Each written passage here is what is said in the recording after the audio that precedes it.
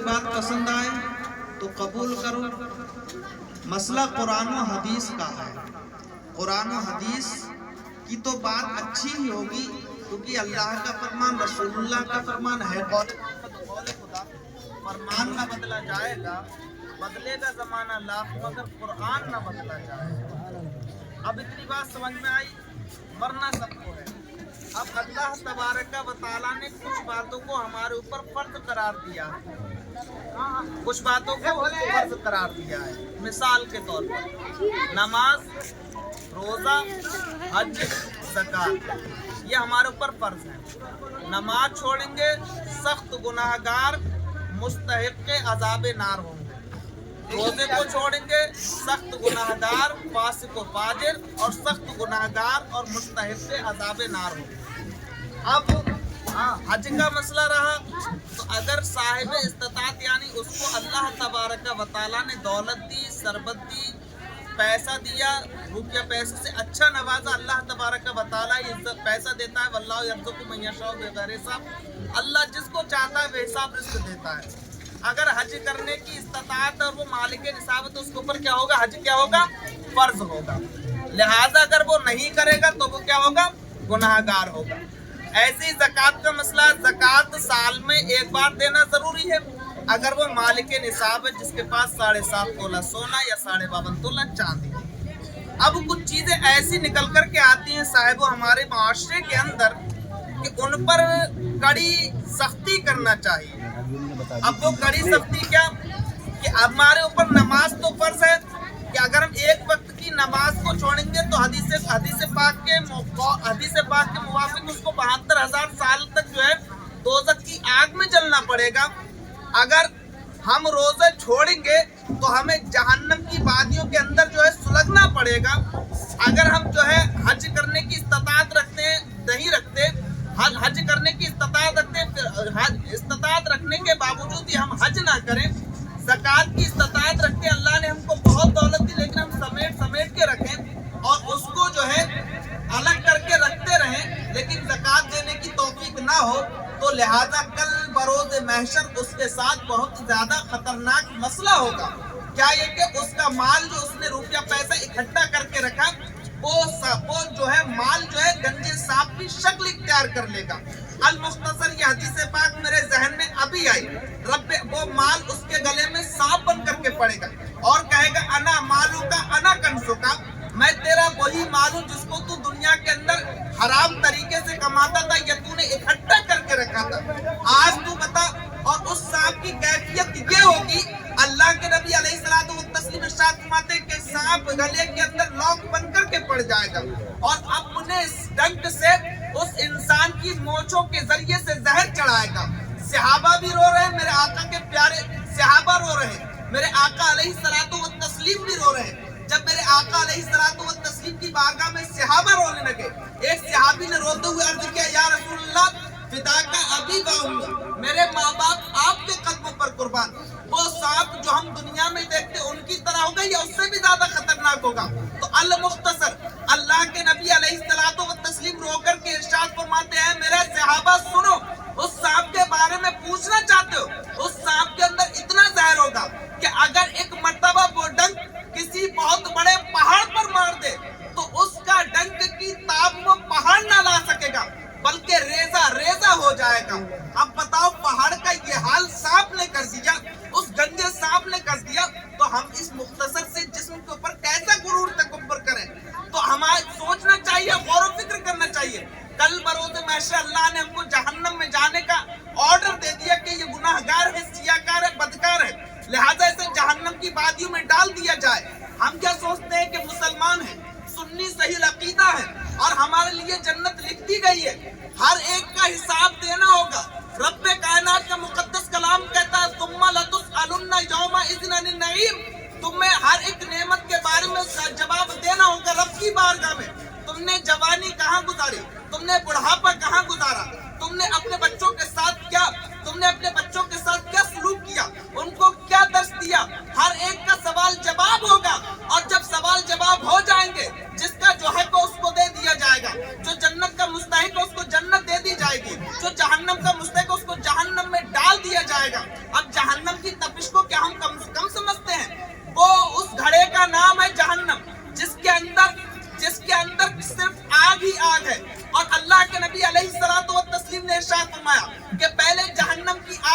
1000 साल तक जलाया गया तो उसकी कैफियत हुई सुर्ख, फिर 1000 साल तक जलाया गया तो उसकी कैफियत हुई सफेद, फिर उसको 1000 साल तक जलाया गया तो उसकी कैफियत बनी काली। इन 3000 साल तक जहन्नम की आग को जलाया गया, तब कहीं वो जहन्नम की आग तैयार हुई। अल्लाह अकबर कबीरा, ये दुनिया की आग देख लो, ये दुनिया की आग जिसको दिन में 70 मरतबा अल्लाह की बारगाह में दुआ करती है, ऐ परवरदिगार आलम अब मुझको दोबारा जहन्नम की आग में न डालना। एक दुनिया की आग कि अगर इनके से आग की लो लग जाए तो इंसान जो है बिलबिला उठता है। और बताओ ये दुनिया की आग इंसान बर्दाश्त ना कर सकता तो दोज़ख की आग को किस तरीके से बर्दाश्त करेगा। अपनी तन्हाइयों में बैठो, गौर व फिक्र करो कि अगर जहन्नम में जाने का ऑर्डर मिल गया तो बताओ क्या करोगे। तुम्हारा दोस्त भी काम ना आएगा, तुम्हारे वो अजीज व अकारिब भी काम ना आएंगे जो तुमको गुनाहों की तरफ ले जाते थे। बल्कि अल्लाह का मुकद्दस कलाम तो हमें दुनिया ही में दर्श दे रहा है, वला तज़रु वाज़िरतुन विज़रा उख़रा, क़यामत के दिन कोई भी ज़ात किसी का बोझ ना उठाएगी। तुम ये सोचते ही दुनिया वाले ये हमारे अजीज व अकारिब जो आज गुनाहों की तरफ ले जा रहे हैं, कल बरोज़ महशर ये तुम्हारा साथ दे देंगे, हरगिज़ ना देंगे। वो माँ जिसने 9 महीने अपने शिकम के अंदर रखा, अपना जो है खून पिलाया दूध की शक्ल में, उस वक्त अगर तू अपनी माँ से भी एक नेकी का मुतालबा करेगा तो माँ तुझसे इनकार कर देगी कि इस वक्त मुझे अपनी पड़ी हुई है, मैं तेरी मदद ना कर सकती। वो बाप जिसने अपनी पूरी जवानी तेरी जवानी लाने के चक्कर में अपनी कड़ियल जवानी पूरे खून को जो है धूप की तपिश में जो है सुलगा लिया, बिल्कुल काला पड़ गया, वो बाप भी उस दिन काम ना आएगा। बताओ माँ बाप काम ना आए और उस वक्त में जो है वो दोस्त किस तरीके से काम आएंगे। अगर चाहते हो कल बरोज़ महशर कोई साथ हमारे काम आने वाली है तो अल्लाह के नबी अलैहिस्सलातु व तस्लीम काम आने वाले हैं। बेशक, सुभान अल्लाह, सुभान अल्लाह। और उनकी बारगाह में सब के सब जाएंगे, आदम से लेकर के ईसा तक जितनों के पास जाओगे सब कहेंगे इज़हबू इला गैरी, मेरे सिवा और किसी के पास जाओ। और जब तमाम हज़रत ईसा के पास पहुंचेंगे तो हज़रत ईसा अलैहिस्सलातु व तस्लीम को कहेंगे इज़हबू इला गैरी। हाँ, इतना कर सकता हूँ, मैं तुमको एक एड्रेस दे सकता हूँ, एक पता दे सकता हूँ साहिबो, तो हमारे आका अलैहिस्सलातु व तस्लीम का बता देंगे और हाल ही होगा वहां पर जाएंगे तो शफाअत हो जाएगी। लेकिन क्या तुम इस उम्मीद के साथ जा सकते हो कि हमने गुनाहों पर गुनाह किए, आका अलैहिस्सलातु व तस्लीम की सुन्नतों का खात्मा किया, कल अल्लाह के नबी अलैहिस्सलातु व तस्लीम हमें बख्शवा लेंगे। हम जिना पर जिना किए जा रहे हैं, चोरी पर चोरी किए जा रहे हैं, डकैती पर डकैती किए जा रहे हैं, एक दूसरे का जो है एक दूसरे के साथ बदसलूक किए जा रहे हैं। क्या इस तरीके से जाकर के अल्लाह के नबी तुम्हारी जो है बख्शिश व मग़फ़िरत करा देंगे? हरगिज़ नहीं।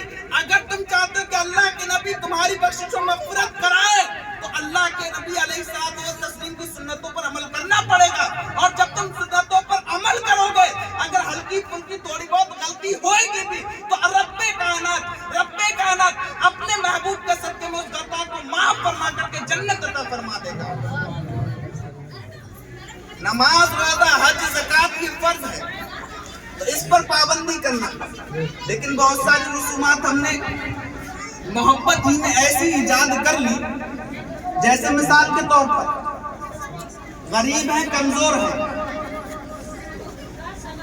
सेम का मसला आया, बुजुर्गान दीन ने हदीस पाक के मुताबिक ये कह दिया कि मरहूमा या मरहूम के लिए तीसरे दिन जो है चने पढ़ लिए जाएं। इस कलमा शरीफ पढ़ना मकसूद होता है चने पढ़ना, चने के लिए कोई कैद नहीं है।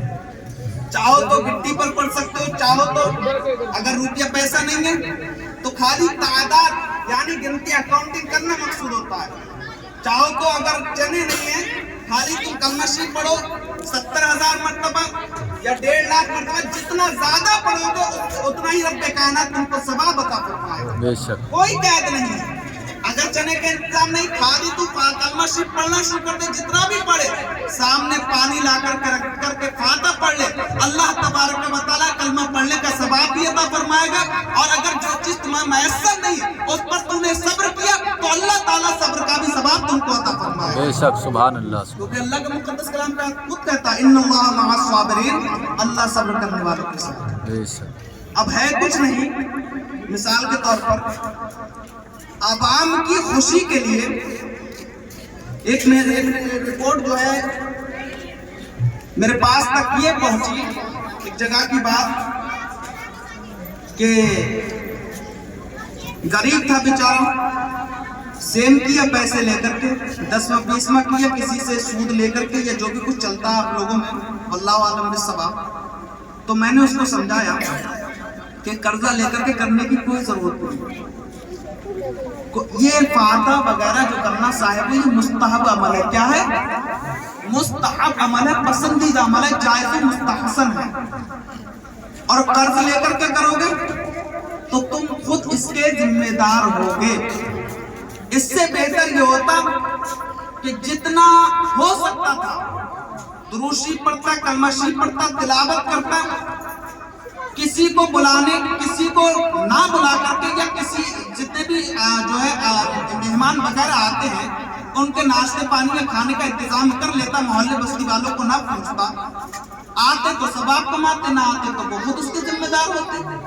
محفل میلاد پاک میں آنا ثواب ہے، اچھی بات سیکھے گا، لیکن یہ کہ ان لوگوں کے لیے بھگونوں پر بھگونوں کا انتظام کرنا، سود لے کر کے، بیاج لے کر کے، کسی سے قرضہ لے کر کے، پھر ہم نپٹاتے رہیں گے، دیتے رہیں گے، بھائی میرے یہ بات پسند نہیں آتی، کوئی فائدہ نہیں۔ اگر اس سے بہتر عمل میں آپ کو بتاؤں، اللہ کے نبی علیہ الصلوۃ والتسلیم کی بارگاہ میں ایک صحابی آئے، عرض کیا رسول اللہ صلی اللہ تعالی علیہ وسلم میں صدقہ کرنا چاہتا ہوں، اور صدقے میں سب سے افضل کیا چیز کیا ہے؟ تو میرے آقا نے ارشاد فرمایا کہ تم کنواں کھدوا دو، کیونکہ سب سے افضل صدقہ پانی ہے۔ اب دوسری حدیث پاک یہاں پر نوٹ کرو، دوسری حدیث پاک میں اللہ کے نبی علیہ الصلوۃ والتسلیم نے عرض کیا کہ جب تمہیں زیادہ گناہگار ہو جاؤ نا تو تم خوب زیادہ لوگوں کو پانی تقسیم کرو، پانی پلاؤ۔ اللہ تبارک و تعالیٰ پانی پلانے کی برکت سے تمہیں گناہوں سے دور رکھے گا اور تم گناہوں سے باز آتے ہوئے نظر آؤ۔ صرف پانی کی فضیلت بتا رہا ہوں، کیونکہ انسان کے پاس کچھ نہیں ہوتا، کھانا خریدے گا تو پیسے سے، پھل فروٹ لائے گا تو پیسے سے، لیکن پانی کا انتظام تو اس کے گھر میں ہوتا ہے۔ اس بنا پر میں کہہ رہا ہوں کوئی ضرورت نہیں کہ 2 کلو سیب ہو، 4 کلو چیکو ہو، 5 کلو کا ایک پپیتے کا پورا پیس ہو، لہذا کوئی ضرورت نہیں، تو خالی کلام پاک کی تلاوت کر، جو مرحوم ہے یا مرحوم گئی ہے اس کو تیری تلاوت کی ضرورت ہے، تیرے کلمہ شریف کی ضرورت ہے۔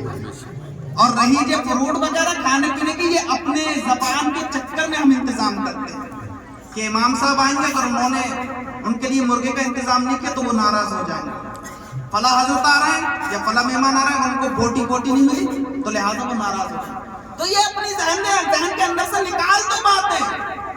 شریعت ہمیں کس چیز کا درس دیتی ہے؟ ہم تو کر کے ہٹ جاتے ہیں، لیکن جواب ہم کو دینا پڑتا ہے۔ جواب دوسرے عقیدے کے لوگ ہم سے سوال کرتے ہیں، ہم کو بہت برا بھلا کہتے ہیں کہ اس کا ثبوت دو، اس کا ثبوت دو، اس کا ثبوت دو۔ تمہارا مسئلہ یہ ہوگا کہ 40 میں جب تک 40 بھگوان نہ بن جائیں، جب تک تمہارا 40 میں قبول ہی نہیں ہو رہا ہے۔ میں کہہ رہا ہوں کوئی 40 بھگوانوں کی ضرورت نہیں ہے، تو عقیدت کے ساتھ جتنی تجھے اللہ نے استطاعت دی ہے، ایک بھگونے کی استطاعت دی ہے تو ایک بھگونا پکا۔ اگر ایک بھگونے کی بھی استطاعت دی ہے، ایک پتیلی کی استطاعت دی ہے تو ایک پتیلی پکا، اور اگر ایک پتیلی کی بھی استطاعت نہیں دی ہے اور خالی پانی کی استطاعت دی ہے تو پانی پر فاتحہ پڑھ کے اس کے لیے ایصال ثواب کرتے، اللہ تبارک و تعالیٰ اس سے بھی خوش ہو جائے گا اور تجھے بھی ثواب عطا فرمائے اور مرحوم یا مرحومہ کو بھی ثواب عطا فرمائے۔ سبحان اللہ۔ تو ان چیزوں سے نکلو، قرضہ لے کر کے کوئی ضرورت نہیں، یہ خالی مستحب عمل ہے، کرو گے تو اچھی بات ہے، نہیں کرو گے، لیکن ہمارے سماج کے اندر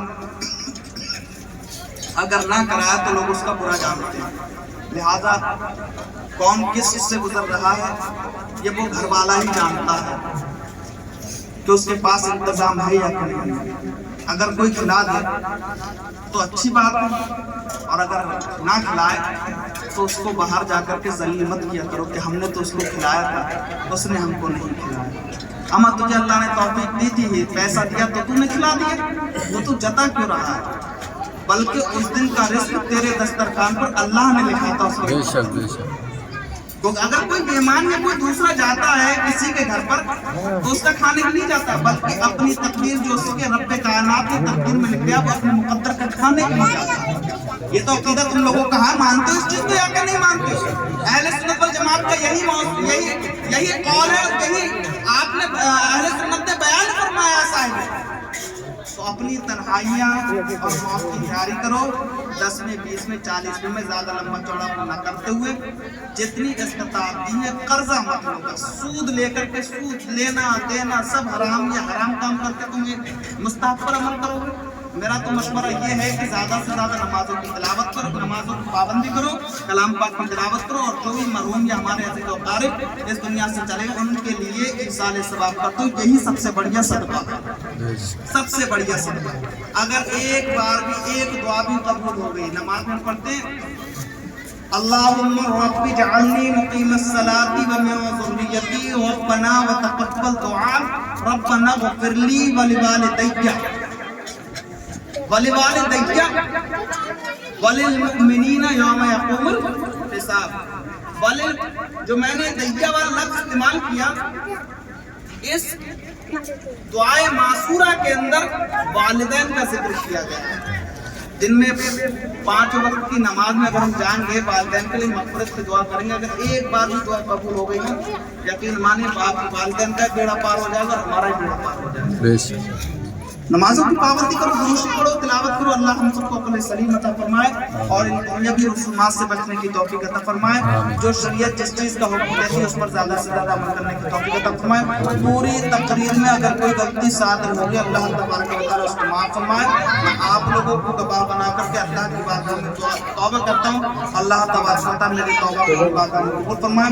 میں بھی توبہ کرتا ہوں, تم بھی توبہ کر لو. استغفر اللہ ربی من کل ذنب واتوب الیہ. السلام علیکم ورحمۃ اللہ.